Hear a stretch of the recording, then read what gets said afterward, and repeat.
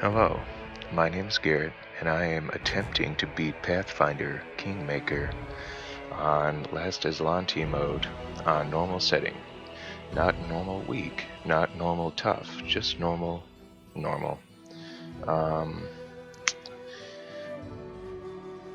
you've caught me at a low point in the game. In the real world, things are pretty good. Um, but I am becoming aware of the certainty that yours truly will die, having achieved very little after a lot of time. Um, yes, it's dark. It's like 6:20 in the morning. I work odd hours to make money and school happen. So, and I have a family and social life. So, sometimes the best times to make a little bit of progress in our doomed adventure is in the wee hours. Maybe after this character dies needlessly, miserably, I'll substitute back in a more constructive activity. But right now, the narrative here is so engrossing that this is like me getting in a couple episodes of a favorite TV show or something before I really have to start my day. It's Sunday. Anyway, it's too bad that we have to get into it, and the feelings I have are of uncertainty and,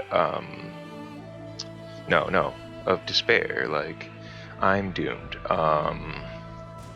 This guy's doomed. Because I don't really know what's going to happen, and I've already seen some of the challenges, and some of them are pretty insane, especially for a guy who doesn't have a lot of HP.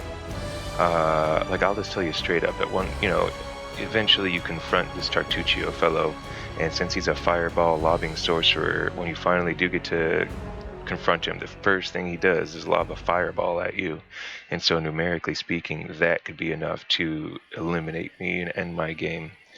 Um, and that's within the scope of my memory and experience, up to level 5 out of 20. And the threats only get worse after that. I'm imagining things happening like scores of assassins, like what we saw at Lady Jamandi's house, only they're like level, 10 or something crazy, and there's like 80 of them. I mean, who knows? I don't know the scope of this game. And in case you didn't watch the previous episode, there used to be 5 of us. We had like a cynical dwarven cleric who we had just gotten to join our team. He was healing us, protecting us. Oh, how heartbreaking. The shield of faith the shield of his faith that he had in his god, he had bestowed upon his barbarian comrade Amiri, and it kept her safe in battle. But in blessing and healing, he was wounded grievously by slavers who dragged him away. Um, Ideally, I'm going to use Amiri's tracking skill to track this group of like 10 or so people. I think that'll be pretty easy. They didn't try to hide themselves, they just figure we're too weak to fight them. And what time is it in the game? It's like midnight almost. Well, then hopefully we'll just catch them unawares, although I think they'll know to, you know, have watchmen set up and stuff. I still think that people like to sleep at night, and and oftentimes do so out in the open with kind of a wishful notion that they just won't be assaulted. So, I mean, that's why I've got to set a timer. I'm using a Casio Pathfinder. It's solar powered, and the time is updated by remote radio signal. Typically, uh, lately I feel as if I'm kind of on my own with All it. according to plan. I don't know what started that. Anyway, I don't have to be here. This is really just the site of my of Harrim's enslavement. I'm a little disillusioned. I feel like this man and his 12 hit points are almost certainly doomed to die. And we have before us the unrequested task Anything is possible. of I am your shield. rescuing our recently acquired cleric friend from slavers. And because he was our cleric, we're having to chug a rapidly diminishing supply of healing potions in order to keep on his trail, because Linzi the Just letting bard the ink dry. isn't really specialized for healing, and Focus on the goal. Garrett the wizard ninja isn't much for first aid. So here we go. Wow, it's dark. I'm like some kind of shadowy entity. Maybe you're watching this in the dark. This is a dark episode. You can see the little thingy of my turtleneck wool sweater. Anyway, we're gonna try to rescue Harrim. The insidious henchmen of the ominous Technic League have disappeared into the thick wilderness of the mysterious stolen lands, but not for long. Soon we'd be upon them. First, though, we'd have to pick up their trail. To do that, Linzi has good perception. Search for signs of trails that our abducted companion could have left for us. We succeeded! Hooray for spycraft! I am surprised Harrim. He is wise. He has common sense. He could have absolutely thought to drop things as they, dragged him along.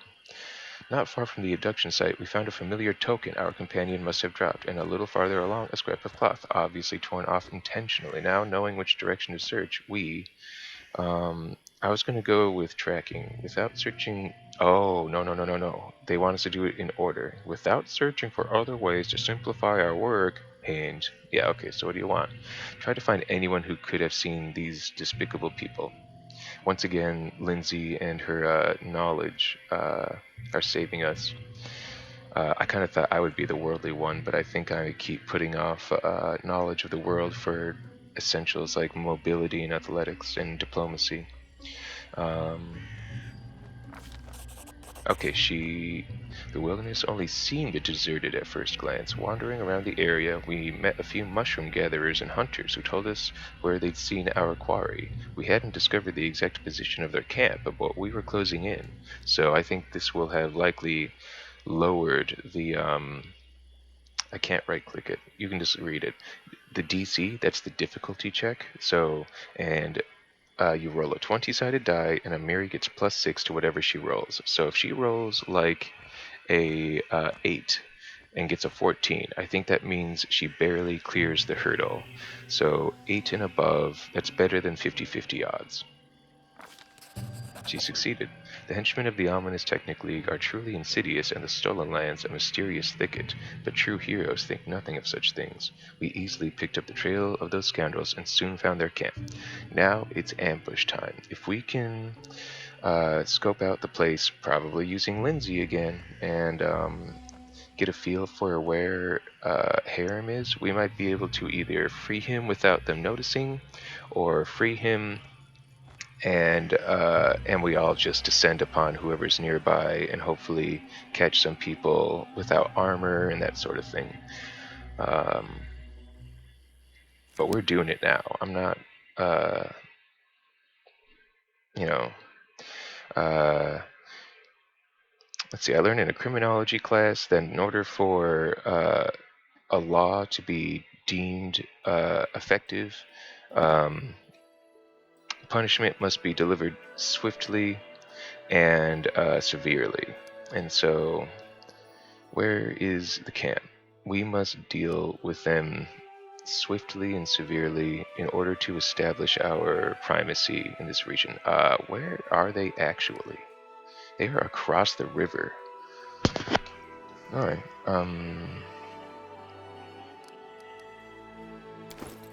you know what I said earlier? We might actually just go ahead and lighten our load at HQ.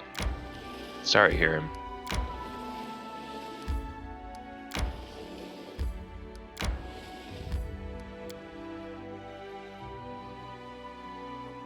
They made tracks. They went fast. That's just a video game thing. You can't help that.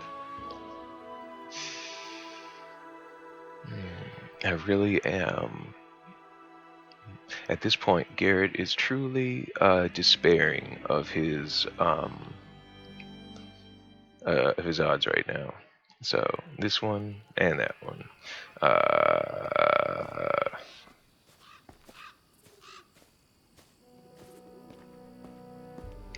if it wasn't for the fact that at this point people relied upon him, I mean, oh no, here we go.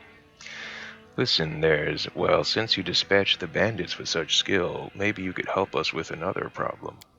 There's a feral swine living here in the woods. Feral swine are not a joke. Not a normal wild pig. We're talking about a vicious boar. This last iteration of this guy was killed by a normal wild pig. I'm not lying. Him and three of his teammates. Uh, as big as a bear and wicked as a devil. The locals call him Tusk Gutter. Many hunters have lost life and limb to him.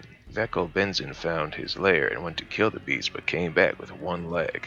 Apparently, wild boars are omnivorous. Like, if you make them angry enough, they'll gore you with their tusks and they'll, like, eat part of you, maybe, and you'll probably die that way.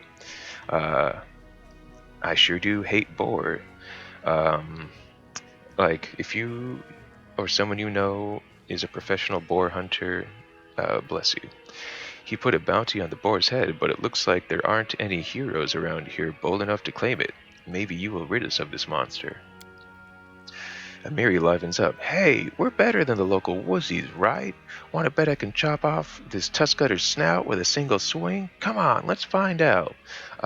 I know from previous experience that this Tuskcutter is actually on the way to the Technic League camp, so this could be a good chance for some experience and some bonding with Amiri. Do I have emotional intentions? No, but her sort of playground bully persona has endeared me. Sort of like Minsk from Baldur's Gate 2. So you did it, Pathfinder. At first I was dismissive and even derisive, but I like Amiri, and I truly feel bad that she got kicked out of her tribe or left out of disgust, and just wants to have a tribe to call her own so that they can fight really tough stuff together. Um, So right now she's a bit of a lost puppy, I suppose you could say. And now she's really, it's a chance to kill stuff and grow tougher together. But you'll see the sort of like, sort of the scared child beneath the playground tough persona, I guess. Um, yeah, let's go kill him. I sure do hate wild pigs. Like, really hate them. Right, that's the way I like it. Let's do it. Tuskcutter's lair has been revealed. Like, a fun thing to do one day, if I'm bored, might be to go to a southern state where they have boar hunting and get a high-powered rifle and shoot precisely one wild boar and have some professional turn it into more meat than I know what to do with for most of a year. And, friends and family can enjoy wild boar fajitas and sloppy joes or whatever for a few months. And I don't, you know, I don't think it would be like satisfying a vendetta. I think that it would just be like, what do you want to shoot otherwise? Turkey, I guess it is kind of weird to indulge a grudge in terms of a hunting preference, but I imagine that's a hunter mentality, boy, I hate deer, and deer also kind of stink. My cape is now like stuck between my legs. Anyway, that's not related at all. I came here to sell a bunch of stuff, and I gotta save my companion. This isn't about my life, this is about Garrett's life. Have you seen the fog? Yeah, I've seen the fog. Nothing's too good for such a good person. Wow, I'm snippy today. Well, it's because I just had a cup of coffee, and I'm awake. And so this is let's get to it. Normally I'm working by now. Normally I've been working and it's almost break time. I've always taken to early pre-dawn work and early shift with an early evening. And at social functions I'm always calling it a day like 6 or 7 p.m. because I gotta be asleep by like 8, and that suits me fine. Right now, that's where I am in my life. And then in the evenings, I have class until like 10 p.m. So some days of the year I just sleep during the daylight hours, and that suits me fine. I think, yeah, if we put it here, that means that we finally found a ring of protection, and I just don't want to risk the surveillance. Let King Iravetti and his evil surveillance ring watch Oleg Levitin all at once. Um, we already know where this place is. It's on the map. It's not going to disappear from the map.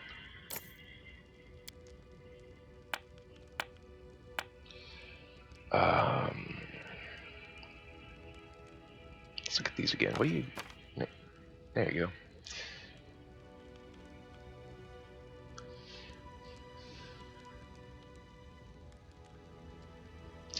Scrolls are kind of handy in a pinch. I mean, come to think of it, I think part of the problem with us getting ambushed was that I kind of held back.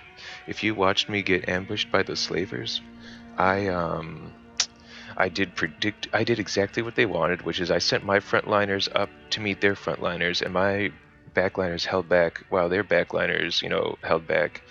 But they all had one level on me and like two guys, and so the math was in their favor, and I just stood there. It was like the American militia trying to square off against the British, naval forces in the Civil War, the British Army. I kind of froze up and went textbook and got owned. What I should have done was gone straight for the throat and had everyone who could do melee sprint straight for the wizard leader, beat the hell out of her, and maybe even beat the hell out of the archers and other wizard, and then the tanks just try to keep hitting them with stun and daze. But I was just like, I got waylaid and I wasn't mentally ready. I am a bit more mentally prepared, and now there's going to be some payback. In the meantime, we're going to make, about 1,200 gold pieces, selling this delicious, undoubtedly delicious, dark-colored fortified wine. I can't recommend port and port, not cognac, brandy. Some brandies. If you say, "Give me a nutty," do you have a nutty brandy? Do you have a floral brandy? Those are great experiences. I haven't had a drop of alcohol in a while. But there was a time when it was when a nice glass of port, especially with someone else who also liked port, it was just like a tea party. But it wasn't tea. I don't really care for tea. I feel like it does weird things to my tummy. While fortified wine does not. I have that kind of constitution.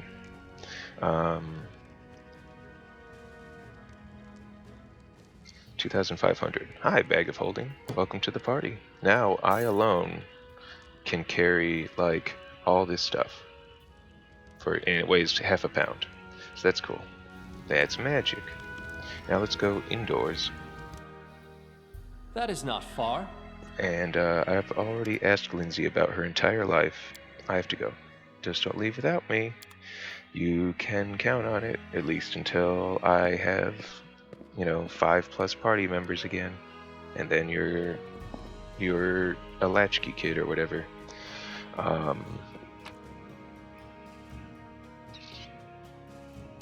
That's right, Linzi is so weak that she can't even... I used to give her a heavy crossbow and a chain shirt, and I just realized how, in this playthrough, how important it is to keep her light. Okay, I'm just doing boring stuff. I'm gonna sleep in this bed, retool my spell book, and we're gonna go try to catch the Technic League slavers unaware, rescue Harrim, and not die. And if all goes well, we'll hit level 3 ourselves, and then people like the Technic League won't be able to pick on us so easily. So I'll see you in the next one.